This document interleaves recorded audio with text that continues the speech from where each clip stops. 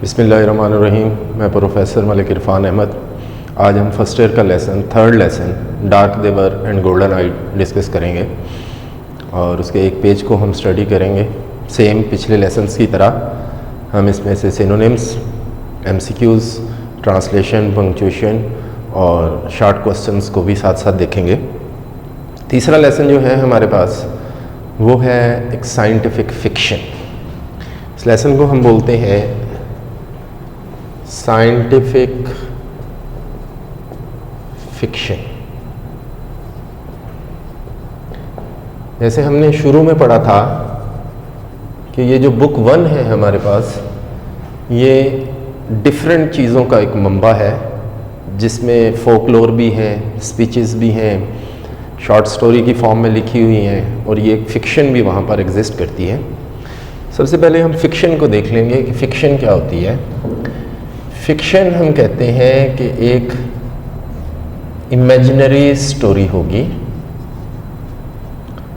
कोई कहानी होगी इमेजिनरी जो तस्वर की हुई होगी और वो मे बी अनट्रू भी हो सकती है, लेकिन वो इतनी अनट्रू नहीं होगी कि वो पॉसिबल नहीं हो सकती इस वर्ल्ड में। That can be possible, created है with the mind of the human being, वो क्रिएटेड है। अब अगर एक इमेजिनरी स्टोरी है और मे बी अनट्रू है तो फिर हमने इसके साथ क्या लगा दिया? साइंस। अब जब हमने इसके साथ साइंस लगाया तो इसका मतलब है कि रिलेटेड टू द साइंस है, कि कोई ऐसे वाक़यात, ऐसी स्टोरी अब हमें सुनाई जाएगी जिसका ताल्लुक साइंस से है। कि साइंस जिस तरह दिन ब दिन तरक्की करती जा रही है, ये हो सकता है कि मे बी इस साइंस की तरक्की के ज़रिए हम बहुत सारी चीज़ों को मुस्तकबिल में देख सकें जो आज हमारे पास नहीं है, वो हम मुस्तकबिल में हम उसके बारे में इमेजिन कर रहे हैं, सोच रहे हैं कि वो हो सकती है। अब सबसे पहले हम इसके टाइटल को देख लेते हैं। इसका टाइटल है डार्क देवर एंड गोल्डन आइड। अगर आप इसका पहला स्ट्रक्चर देखो यहाँ पर तो ये लिखा हुआ है डार्क देवर। अब अगर इस सेंटेंस को हम देखते हैं, ये जो सेंटेंस लिखा हुआ है, तो इसकी सही फॉर्म जो बनाई गई है वो सही फॉर्म क्या थी? दे वर डार्क। अब ये तो हो गया सब्जेक्ट, इसका मतलब है कि किसी स्पेसिफिक की तरफ हमें इशारा किया जा रहा है। ये दरमियान में क्या हो गया? ये हो गया लिंकिंग वर्ब। अब क्या ये लिंकिंग वर्ब है? हम देख रहे हैं कि वर्ब के बाद एडजेक्टिव इस्तेमाल किया गया है और ये एडजेक्टिव जब भी यूज़ किया जाता है लिंकिंग वर्ब के बाद, या तो हमारे पास नाउन आता है, कोई प्रोनाउन आता है, कोई वर्ब नहीं आएगा। अगर वर्ब होगा तो वो हेल्पिंग वर्ब बन जाएगा, कोई एडजेक्टिव आएगा या कोई फ्रेज हो सकती है। तो लिहाजा डार्क यहाँ पर क्या है? एक एडजेक्टिव है। अब इसकी ये फॉर्म थी, सही फॉर्म इसकी ये थी। इसको क्या किया राइटर ने?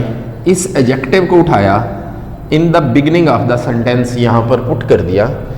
जब ये यहाँ पर पुट हुआ तो इसका मतलब इसकी हालत ये बन गई। अगर मैं आम फहम लैंग्वेज में कहूँ तो जैसा हमने पढ़ रखा है कि इन्वर्जन कर दी, उसको उठाया और यहाँ ले आए। जब ये यहाँ आए तो इसके लाने का कोई मकसद था, वो वहाँ उस हालत में भी तो ठीक था। लिहाजा अगर हम इसको यहाँ लेके आए हैं तो इसका मतलब ये हुआ कि ये वाला वर्ड जो है वो इम्पोर्टेंट है और ये उसके बाद है। फिर हम देख रहे हैं यहाँ पर कॉमा। हम पहले लेसन्स में भी पढ़ चुके हैं, पहले 2 लेसन्स में, कि कॉमा जो होता है वो क्या करता है? वो डिफरेंट पार्ट्स को सेपरेट करने के लिए इस्तेमाल किया जाता है। उसमें नाउन हो सकता है, उसमें प्रोनाउन हो सकता है, उसमें एडजेक्टिव हो सकता है, उसमें एडवर्ब हो सकता है, उसमें फ्रेजेस हो सकती हैं, उसमें क्लासेस हो सकती हैं। और फिर यहाँ पर ये लिखा हुआ है, अगर हम इसको हटा देते हैं इन दोनों को तो हमें इनको अटैच कर देते हैं तो ये हमारे पास 2 एडजेक्टिव इकट्ठे हो गए। तो इसका मतलब है सब्जेक्ट, लिंकिंग वर्ब और साथ 2 एडजेक्टिव उसने लगा दिए। लेकिन उसने एंड और कॉमा लगा दिया, इसका मतलब है he wanted to make it separate. इसको ना सेपरेट करना चाहता था, इसको अलग करना चाहता था। अब अगर मैं उसको यहाँ पर लिखता हूँ तो ये ऐसे ही था, दे वर गोल्डन आइड। अब ये इस हालत में था। अब जब इस हालत में था तो एक हमारे पास वर्ड ये है, एक हमारे पास वर्ड ये है, दोनों वर्ड्स को मिला के क्या किया गया, दरमियान में हाइफन लगा के एक और एडजेक्टिव बना दिया गया। अब चूंकि ये वाला दे एग्जिस्ट करता है यहाँ पहले, वर एग्जिस्ट करता है यहाँ पर, लिहाजा इन एग्जिस्टिंग पार्ट को उसने हटाया और इस क्लास को एक छोटा सा कर दिया एंड और कॉमे के साथ। हाँ जी, तो इसको क्या किया, इसको ना शॉर्ट कर दिया। शॉर्ट करने के बाद उसने इस हालत में हमें ले आया। अब ये रे ब्रैडबरी का लिखा हुआ एक लेसन, थर्ड लेसन हमारे पास, जो कि हमें साइंस के बारे में बता रहा है। अब इसका हम अगर ट्रांसलेट करें, डार्क दे वर, तारीक थे वो, एंड गोल्डन आइड, और उनकी आंखें सुनहरी थी। अगर हम इसका सिंबॉलिकल कंसेप्ट लेते हैं तो डार्क किस चीज़ की अलामत होती है? डार्क अलामत होती है हमारे पास डिस्ट्रक्शन की, तबाही की भी हो सकती है, और गोल्डन आइड मीन होप, उम्मीद, जो हमें कंसेप्ट दिया जाता है कि after every destruction there is a construction. हर डिस्ट्रक्शन के बाद क्या होती है, एक कंस्ट्रक्शन एग्जिस्ट करती है। तो हमें कुछ लोगों की स्टोरी बताई जा रही है, कहानी बताई जा रही है, जो यहाँ से अमेरिका से, बेसिकली अमेरिका से मूव करते हैं और वो मरीख की तरफ जाते हैं। जैसे हमने पहले कहा था कि ये कोई साइंटिफिक थियरी है, नज़रिया है, कंसेप्ट है that may be possible in the future. Future में पॉसिबल हो सकता है। Man is trying to search place, इंसान कोशिश कर रहा है कि उसे ज़मीन के अलावा कहीं और भी जगह मिले और वो उस जगह पर जाए और अपनी ज़िंदगी सर्वाइव करना शुरू हो। तो ये कंसेप्ट देने की कोशिश की गई कि अमेरिका की एक जंग जो है, लड़ाई जो है, वो विद डिफरेंट कंट्रीज़ जो है वो स्टार्ट हुई, और उन डिफरेंट कंट्रीज़ के बाद वहाँ से कुछ लोग मूव करते हैं मरीख के ऊपर, और मरीख के ऊपर जाकर वो अपनी ज़िंदगी गुजारते हैं। And what happened with them, वहाँ उनके साथ क्या हुआ, क्या वो सर्वाइव कर पाए, क्या वो ज़िंदगी ले पाए, क्या वो अपनी ज़िंदगी गुजार पाए, या वहाँ की आबो हवा उनके लिए मुवाफिक थी, ठीक थी। ये कंसेप्ट हमें देने की एक कोशिश की गई, और साथ the power of the America is being shown, वो भी दिखाई जा रही है यहाँ पर कि क्या अमेरिका इस काबिल है कि ही कैन फाइट, वो लड़ सकता है विद द डिफरेंट कंट्री। तो अब हम स्टोरी जो स्टार्ट करने जा रहे हैं, जहाँ से हम लेसन स्टार्ट करने जा रहे हैं, वो कंडीशन ये है कि पूरी दुनिया में जंग लग चुकी है और अमेरिका जंग लड़ रहा है, और कुछ अमेरिका के लोगों को डर है कि अभी कोई एटम बम जो है वो गिरेंगे हमारे ऊपर और हम यहाँ पर डिस्ट्रॉय होंगे। And he wanted to live, वो ज़िंदगी गुजारना चाहते हैं। वो यहाँ से मूव करते हैं, आगे की तरफ जाते हैं, और वो एक रॉकेट के ज़रिए पहुँचते हैं मरीख के ऊपर। फर्स्ट लाइन है, कहता है the rocket metal cooled, rocket की धात ठंडी हुई इन द मेडो विंड्स, मेडो की सब्जाजार की हवाओं में। इसका मतलब कि एक रॉकेट जो है वो वहाँ पर जाकर उतरता है। जैसे हमें पता है कि पास्चर एंड मेडो का डिफरेंस क्या है। पास्चर क्या होता है, दैट इज़ गॉड मेड, खुदा का बनाया हुआ, जहाँ पर जानवर चर सकते हैं। मेडो क्या है, दैट इज़ ह्यूमन मेड, इंसान का बना हुआ। इट मीन कि जहाँ जाके रॉकेट उतर रहा है वहाँ पहले कोई ह्यूमन बीइंग एग्जिस्ट करते हैं, वहाँ रहते थे या रहते हैं। लेकिन अभी जिस कंडीशन में है, ये हमें बाद में पता चलेगा कि वो रहते हैं या रहते नहीं थे। जिस कंडीशन में हमें बताया जा रहा है कि अभी एक रॉकेट जो है वो वहां पर जाकर उतरता है। Its lid gave a bulging pop. ये जो बल्जिंग पॉप है, हम इसको बल्जिंग को सेपरेट और पॉप को सेपरेट अंडरलाइन करेंगे। बल्जिंग मीन इंक्रीजिंग, बढ़ता हुआ, पॉप धमाका, शोर, उसने खौफनाक शोर पैदा किया। From its clock interior. अब क्लॉक इंटीरियर का कंसेप्ट क्या है कि वो घड़ी वाले जिस्म से नहीं, चूंकि एक घड़ी अमूमन जिस फॉर्म में होती है वो गोल होती है, तो उस गोल फॉर्म को हम इसकी ट्रांसलेशन कर लेंगे कि उसके गोल जिस्म से, उसकी गोल बॉडी से स्टेप्ड अ मैन, एक आदमी बाहर आया। अब वो मैन, एक औरत बाहर आती है, एंड 3 चिल्ड्रन, और 3 बच्चे बाहर आते हैं। यानी एक आदमी, एक औरत, उसकी बीवी और 3 बच्चे जो हैं वो वापस आते हैं। The other passengers railed away. Railed away को हम अंडरलाइन करेंगे सिनोनिम के लिए। Railed away across the Martian meadow, वो इस मरीख की सब्जाजार में गायब हो जाते हैं। यानी हमें वो जो करैक्टर्स का कंसेप्ट है कि हमारे पास कुछ मेन करैक्टर्स होते हैं, कुछ सब करैक्टर्स होते हैं। वो मेन करैक्टर्स और सब करैक्टर्स में जो दूसरे पैसेंजर्स हैं, अब वो सारे के सारे क्या हैं, वो सब करैक्टर्स हैं जो उतरे हैं। बता दिया गया कि वो आए हैं और वो भाग गए, वो मरीख की आबो हवा में, उन सब्जाजारों में भागते हुए आगे चले गए। अब वहां पर वो शख्स जो था वो अकेला रह गया। Leaving the man alone among his family, कि इंसान को, उस आदमी को अपने खानदान के दरमियान में तन्हा छोड़ते हुए वो यहां से चले गए। अब how it can be possible कि एक आदमी है वो अपने खानदान के साथ खड़ा है तो वो सेपरेट है, वो अलग है? वो सेपरेट नहीं है, वो अलग नहीं, वो तन्हा नहीं है, उसके साथ है। लेकिन यहाँ एक हम देख लेंगे, चूंकि वो अपने खानदान का अकलौता पर्सन था जिसके ऊपर सारे लोग जो थे वो डिपेंडेंट थे, तो उनके डिपेंडेंट होने की वजह से वो हम उसको तसव्वुर कर रहे हैं कि वो वहां पर तन्हा रह गया। The man felt his hair flutter, flutter को अंडरलाइन करेंगे सिनोनिम के लिए, आदमी ने अपने बालों को फुड़फुड़ाते हुए महसूस किया। And the tissues of his body, और उसके जिस्म के जो टिश्यूज थे, मसाम थे, ड्रा टाइट, वो ऐसे सख्त हो गए as if he were standing at the centre of vacuum. Vacuum को हम अंडरलाइन करेंगे सिनोनिम के लिए, जैसे वो मरीख की किसी खला के अंदर जो है वो खड़े हुए हों, यानी वो खड़ा है, हवा चल रही है, उसके जिस्म के जो मसाम थे वो टाइट हो गए और ऐसा लग रहा था जैसे कि वो किसी खला के दरमियान में खड़ा हो। यहां एक कंसेप्ट लिखा गया है एज इफ ही वर लिखा गया। अब ही के साथ तो हम सिंगुलर लगाते हैं, यहां लगा गया वर, क्योंकि इसके पीछे क्या लगा हुआ है? एज इफ लगा हुआ है।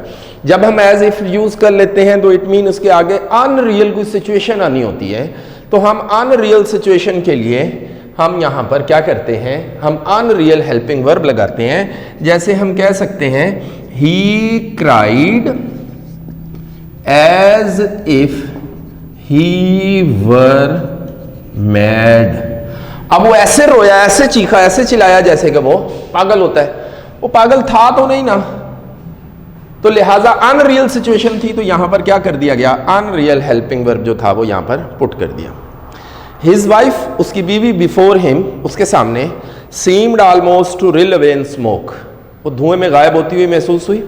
द चिल्ड्रन, बच्चे, स्मॉल सीड्स। अब स्मॉल सीड्स के आगे पीछे क्या लगा हुआ है? कॉमा, इसका मतलब है कि उसमें इजाफा किया गया, एक्स्ट्रा चीज है।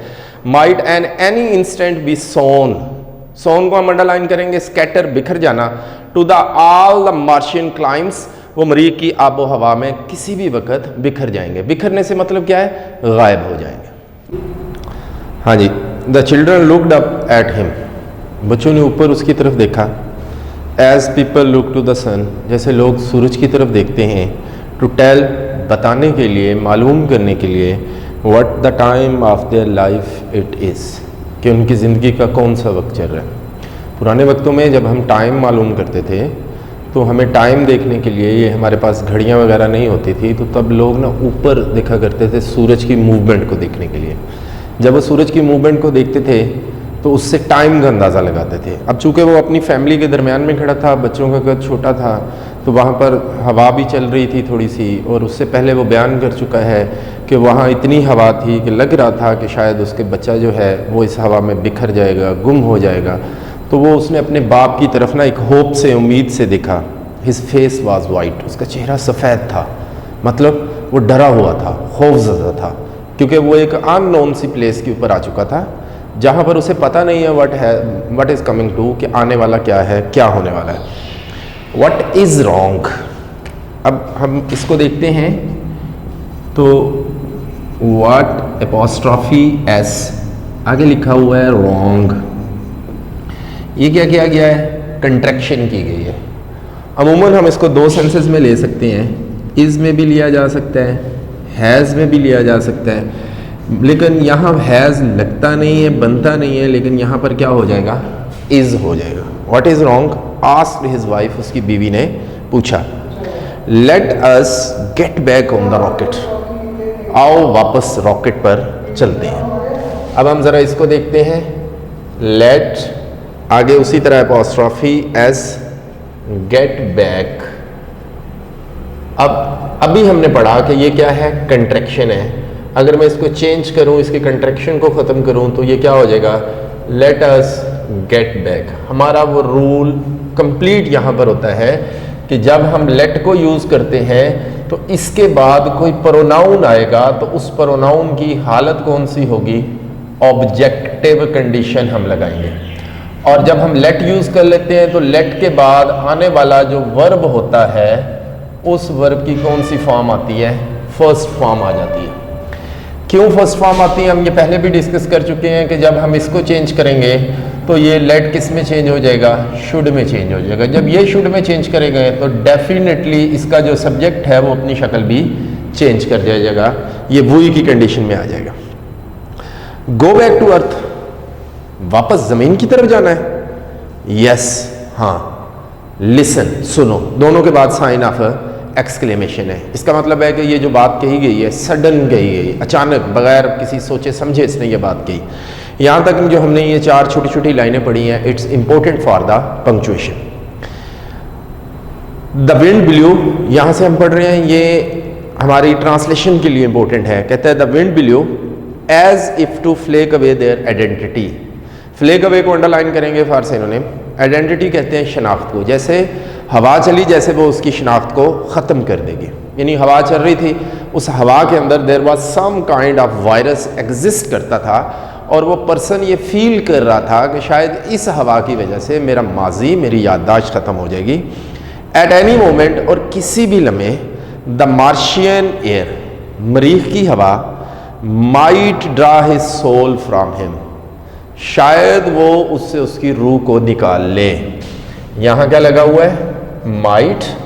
माइट क्या होता है, इट्स अ मॉडल वर्ब, और हमें ये पता है कि मॉडल वर्ब या मॉडल वर्ब जो होते हैं वो हम डिफरेंट पर्पसेस के लिए यूज़ कर सकते हैं, और अमूमन इनके बाद वर्ब की कौन सी फॉर्म इस्तेमाल होती है, फर्स्ट फॉर्म जो है वो हमेशा इनके बाद यूटिलाइज्ड की जाती है। As marrow comes from a white bone, जैसे एक सफ़ेद हड्डी से एक गूदा जो है वो निकल आए। एज लगाया गया, सिमिली पेश की गई कि जैसे वहाँ से हम सफ़ेद हड्डी से वो मिक्स ही निकालते हैं, गूदा निकलता है, जिस तरह वो अचानक सारा निकलता है तो इसकी रूह भी वहाँ से खींच ली जाएगी। He felt submerged. Submerged synonym imported है, यानी ख़त्म, ड्रोन, डूबे हुए होना, इन अ केमिकल, उसने अपने आप को केमिकल में डूबे हुए महसूस किया। That could dissolve his intellect. Could once again modal verb जो उसकी जहानत को ख़त्म कर देगा। डिज़ोल्व को हम लिखेंगे स्मैशिंग, डिस्ट्रॉय सिनोनिम के लिए, जहानत को ख़त्म कर देगा। And burn away his past, और उसके माजी को जला देगा। They looked at the Martian hills, उन्होंने मरीख की पहाड़ियों की तरफ देखा। That time had Warne with crushing pressure of years. Crushing कहते हैं तबाहकुन, कि वक्त ने तबाहकुन दबाव से इसको खस्ता हाल कर दिया था। दे सा द ओल्ड सिटीज़, उन्होंने पुराने शहरों को देखा। लॉस्ट इन देयर मेडोज, जो अपनी चरागाहों में खोए हुए थे। इसका मतलब ये हुआ कि मरीख के ऊपर इंसान के पहुंचने से पहले ये कंसेप्ट लिया जा रहा है, इमेजिनेशन दी जा रही है कि शायद वहाँ पर कोई मखलूक रहती थी, और वो जो मखलूक रहती थी definitely they have to build their houses, उन्होंने अपने घर बनाए होंगे। तो वो अब वहाँ से या मर चुके हैं या जा चुके हैं या कुछ भी हो चुका है, तो उनके घर टूट फूट का शिकार हो चुका था। हवा, सूरज और पानी की वजह से उनके घर टूट चुके थे, तो वो टूटने की वजह से नीचे हो गए। वहाँ पर जो उगा हुआ सब्जा था, जो उन्होंने काश्तकारी की हुई थी, वो उसकी वजह से इतने बड़े हो चुके थे कि वो उसमें गायब हुए नजर आ रहे थे। हाँ जी, lying like children's delicate bone, वो एक नाजुक हड्डियों की तरह वहाँ पड़े हुए थे। Among the blowing lakes of grass, घास की लहलहाती हुई झीलों में। यानी अब जिस तरफ वो निगाह दौड़ा रहे थे वहाँ पर क्या था, घास ही घास था और उसकी झीलें थी। इट मीन इज़ दैट कि यहाँ पर हर तरफ घास था, और जो घर थे, उनके इमारतें थे, वो छोटे हो चुके थे, वो टूट फूट का शिकार हो चुके थे। यहाँ तक इम्पोर्टेड है फॉर ट्रांसलेशन के लिए। चिन up Harry said his wife, उसकी बीवी ने कहा चिन अप। अब चिन अप को अमूमन हम सेंस लेते हैं खुश होने के सेंस में, लेकिन यहाँ पर खुश होने का सेंस नहीं लेंगे। हम यहाँ पे लिखेंगे बी ब्रेव, बहादुर बनो, क्योंकि वो डर रहा था, उदास नहीं हो रहा था। He was fearful about that condition, तो इसके लिए हम करेंगे बहादुर बनो। इट्स टू लेट, बहुत देर हो चुकी है। We have come over 60 million miles, हम यहाँ पर 60 मिलियन मील आ चुके हैं। The children with their yellow hair, बच्चों ने अपने पीले बालों के साथ। Hollered at the deep dome of Martian sky, hollered हम कहेंगे सिनोनिम के लिए शाउटेड, चिल्लाए। वो मरीख के आसमान के गुंबद के ऊपर वो चीखे चिल्लाए। देयर वॉज नो आंसर, कोई जवाब नहीं था। But the racing his, racing को अंडरलाइन करेंगे सिनोनिम के लिए। हिस कहते हैं सरसराहट को, रेसिंग बढ़ती हुई, इंक्रीजिंग, हिस को भी अंडरलाइन करेंगे। आप went through stiff grass, stiff को भी अंडरलाइन, तने हुए घास में सिर्फ हवा की सरसराहट के अलावा कुछ नहीं था। He picked up the luggage, उसने सामान उठाया, इन हिज कोल्ड हैंड, अपने डरे हुए हाथों में, अपने सर्द हाथों में। हेयर वी गो, आओ चलते हैं। ही सेड, उसने कहा, आगे लगाई डैश, इसका मतलब है कि उसकी पिछली कंडीशन बयान करना चाहता है, उसको डिफाइन करना चाहता है उसकी पिछली कंडीशन, कि अब उसकी हालत क्या थी। A man standing on the edge of a sea, एक आदमी जो समंदर के किनारे पर खड़ा हो, रेडी टू वेड इन, छलांग लगाने के लिए तैयार हो, एंड बी ड्रोन्ड, और डूबने के लिए भी तैयार हो। यानी ये कंसेप्ट कि अब वो वहां पर एग्जिस्ट करता था, अब उसके पास कोई और चारा नहीं था, उसकी बीवी मान नहीं रही थी, जमीन पर वो वापस जा नहीं रहा था, और उसे ये नजर आ रहा था कि मरीख की आबो हवा में वो अब खत्म होगा, उसका इंटेलेक्चुअल खत्म होने वाला, उसका पास्ट खत्म होने वाला, उसका माजी खत्म होने वाला है। तो ये एक डिफाइन करने की कोशिश की जा रही थी कि मे भी ऐसा है कि शायद वो अब मरने की तरफ जा रहा है। दे वॉक्ड इनटू टाउन, वो चलकर कस्बे में गए। देयर नेम्स वर बिटरिंग, उनके नाम बिटरिंग थे। अब अगर हम इसको देखते हैं, देयर नेम्स वर बिटरिंग, अब ये तो सिंगुलर है, सब्जेक्ट हमारा क्या है, देयर नेम। अब देयर क्या लगा दिया गया, प्लूरल लगा दिया गया, तो यहां भी फिर सिंगुलर इसको लगाना चाहिए था, क्योंकि नेम को प्लूरल तो नहीं किया गया, नेम तो सिंगुलर है। अब ये उनका वो फैमिली नेम था जो उनके नाम के साथ लगना ही लगना था। अब बिटरिंग के आगे उसने क्या किया, एक डैश डाला, यानी हम ये बिटरिंग को आगे जो नाम एक्सप्लेन किए जा रहे हैं, बताए जा रहे हैं, हम उनके साथ अटैच करेंगे। Harry and his wife, Harry और उसकी बीवी कोरा, यानी Harry Bittering and Cora Bittering, Dan Bittering, Laura and David Bittering. चूंकि ये रेपिटेशन होनी थी, एलिट्रेशन हो जानी थी इसकी, उसने फिगर ऑफ स्पीच एलिट्रेशन से बचते हुए उसने क्या किया, बिटरिंग को पहले एक दफा लिख दिया, आगे डैश डाल के उन सबके नाम लगा दिए कि आप इन नाम के साथ बिटरिंग समझ लीजिएगा। They built a small white cottage, उन्होंने एक छोटा सा सफेद घर बनाया।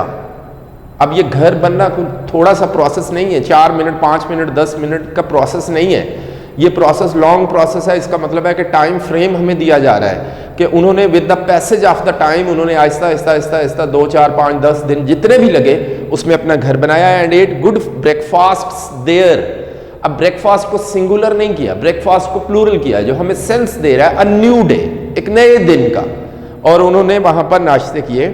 But the fear was never gone, लेकिन डर खत्म नहीं हुआ था। It lay with Mr Bittering and Mrs Bittering, ये मिस्टर और मिसेस बिटरिंग के साथ मौजूद रहा। अ थर्ड अनबिडन पार्टनर, एक तीसरा बिन बुलवाया मेहमान के तौर पर। अनबिडन को अंडरलाइन करेंगे सिनोनिम के लिए कि एक ऐसा मेहमान जिसको हम बुलाते नहीं, कॉल नहीं करते, वो मौजूद है, तो वो फेयर मौजूद था। एट एवरी मिडनाइट टॉक, हर आधी रात की गुफ्तगू को। एट एवरी डॉन अवेकिंग, और हर सुबह के बेदार होते। I feel like a salt crystal, मैं महसूस कर रहा हूं एक नमक की सलाख की तरह। ही सेड, उसने कहा, इन्वर्टेड कॉमा स्टार्ट, फिर इनका फर्स्ट अल्फाबेट जो है वो समाल है। इट मीन ये पिछले का पार्ट है, ये हम पहले डिस्कस कर चुके हैं। इन अ माउंटेन स्ट्रीम, एक पहाड़ी नदी के अंदर, बीइंग वॉश्ड अवे, जो कि धुल रहा था।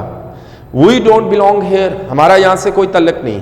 वी आर अर्थ पीपल, हम जमीनी लोग हैं। दिस इज मार्स, ये मरीख के लोगों के लिए है। It was made for the Martians, इसका मतलब है मरीख के लोगों के लिए। फॉर हेवन सेक, खुदा का वास्ता है। Cora, let us buy ticket for home, आओ घर के लिए टिकट खरीदते हैं। अब अगर हम इसको इस तरह ट्रांसलेशन करते हैं, आओ घर के लिए टिकट खरीदते हैं, तो क्या they have build their aeroplanes, they have build their rockets, they have build the, वहाँ पर उन्होंने क्या कोई एयरपोर्ट बना लिया था, या ऐसी कोई जगह कंसेप्ट्स बना लिया था कि जिससे वो खलाई जहाज़ को मूव करेंगे और ले जाएंगे, और वहाँ पर कोई निज़ाम शुरू हो गया था जिसकी वजह से वो टिकट्स खरीदने जा रहे हैं। हम इसको बामुहावरा ट्रांसलेशन में लिखेंगे, आओ वापस घर चलते हैं। बस आज के लिए इतना ही, हमारा फर्स्ट पेज जो है वो ख़त्म। तो नेक्स्ट इंशाल्लाह हम नेक्स्ट पेज के साथ अगले लेक्चर में मिलते हैं। अल्लाह हाफ़िज़।